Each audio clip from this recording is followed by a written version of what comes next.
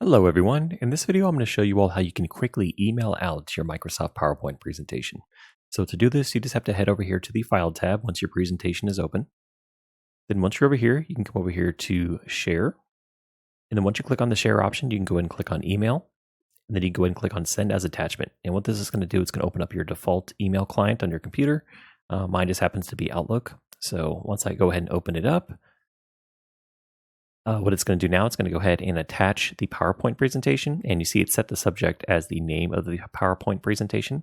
And now from here, I could just go ahead and decide who I want to send it to, and then I could go ahead and send it off.